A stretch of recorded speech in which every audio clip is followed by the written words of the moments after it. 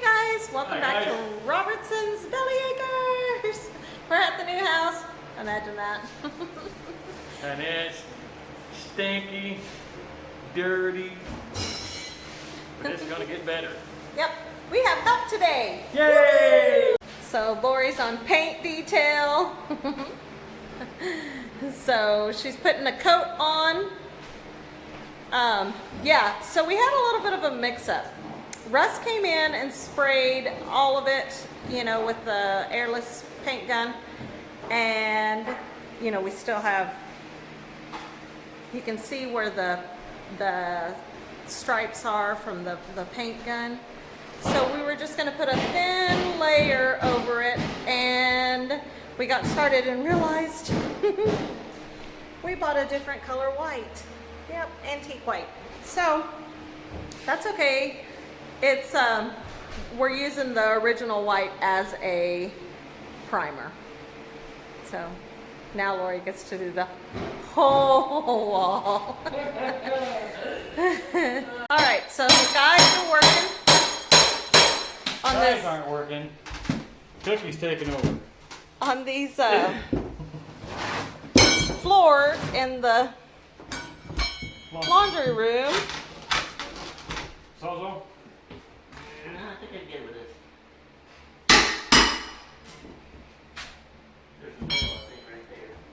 So what's the diagnosis? Murder. Wrong show. There's been so much water damage. There are floor joists in here, but the end board has rotted and dropped loose, so we're going to get in there, we're going to cut that loose and replace it and shore it up. Sounds like a plan, man. And I'm gonna go paint some trim. Whoop whoop. Alrighty guys, we're back at the old house, or the new house. We back. we had to call it quits the other day, but tell us what you got going. Okay, what we have found, let me get down here. With all the water damage, this board is completely rotten. That's a 2x6, and I'm just pulling it apart. So what I'm going to do is I've cut two cripples here. We're going to put a couple more cripples in it. We're going to get it jacked up and get it supported on blocks. The other thing that we have found that's kind of scary, this wall is held up on this end and this end. I'm touching, I mean, I don't know if you can see it very well in the camera. Right there is the top of the foundation. So we're inside the foundation and below it. So what I'm going to have to do here, I'm going to cut me some short boards. I'm going to put some blocks in here, and we're just going to wedge that up. I mean, they used to hold up entire floors on the old houses. So I'm quite confident with just this little room that we can do that. I'll put probably 3 or 4 of those across there. I'm going to cut a couple more cripples for here, and we're going to get this jacked up into place, put some blocking under it, shore it up, and we're going to start laying floor, guys.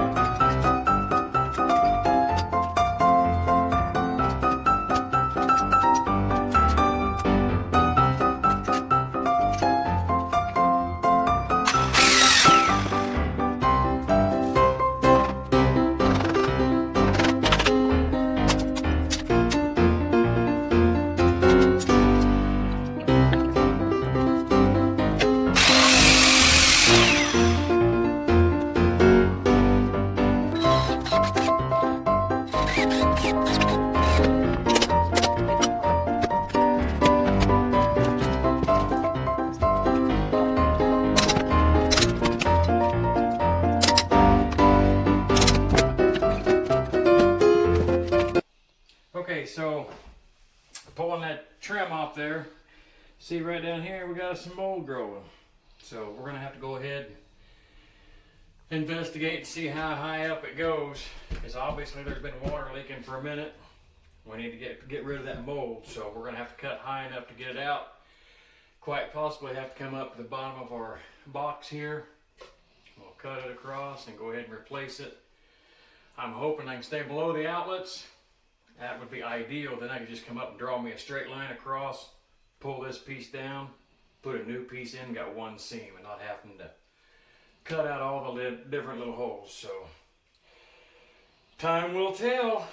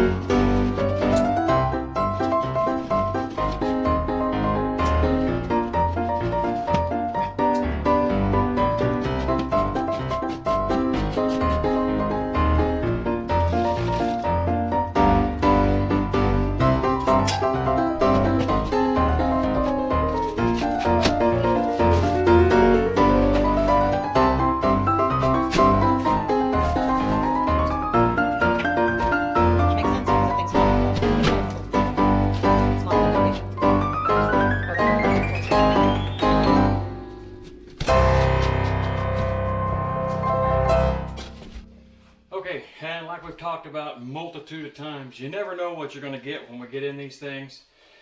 Cutting to here, I've obviously gotten past the mold and the sheetrock. As you can see, I was talking earlier about this wall is not even on the foundation. Right here's the foundation, guys. It's a good 2 inches away from the base of this wall. This is where the dryer vent was at. Somebody's kicked it out or whatever, and that's how the critters were getting in. So we'll be able to fix that now from the inside. I still have to put new siding on the outside to patch it from the outside, but I've gotten in here and you can see where the mice have made their home. We're going to have to come in and cut that out and replace it. So guess we're going to go buy a little bit of insulation here before long. But that's okay. I'd rather buy a little bit of insulation now than we know it's insulated well. I've got to get some and put it between these studs anyway. That way everything's fully insulated. The other thing we noticed, pulling the trim off, we have more mold growing on this wall. So we're going to wind up doing the same thing over there. And we'll get that cut out. I'll probably do it, excuse me, a little bit lower. That way we don't have seams matching up going around the room. We're going to go ahead and we're going to cut this one. I'm going to go a little bit lower to cut this piece out. And I actually might actually do it in two different spots. I don't know yet. But I gonna have to do something to make that mold go away. And obviously, looking at that wall, it's a good foot off the ground. As you can see, we have mold clear up to here in the paint. If it's molded in the paint, we know that it's molded under the paint. So we'll get that all cut out tomorrow and start hanging some sheetrock. But we're gonna cut this out. We're gonna lay the floor. You know that you got to have the sheetrock there. What a mistake that a lot of people make on DIYs when they go to rehang their sheetrock, they want to set the sheetrock right against the floor. Your sheetrock should stay 1/4 to 1/2 inch above your flooring. That way, just like this over here, where the sheetrock was right on the floor, that sheetrock sucked that water up. Now you have a mold problem. You keep that 1/4 or 1/2 inch gap. The water goes against your baseboard, but it doesn't go against your sheetrock. So that way it's got some place to go without ruining your walls. Rusty is putting in the new floor. And it's patchwork because we're using scraps from other jobs. Using what we've got, as everybody knows, it's expensive to do this kind of stuff, and there's no sense in going buying brand new when I'm just going to be putting a subfloor over the top of it. So Right. So as you guys can see, it's all shored up. You can no longer see daylight underneath the wall. That is great. And we have some insulation that we're going to put in there. And yeah, we got to get that one done up too.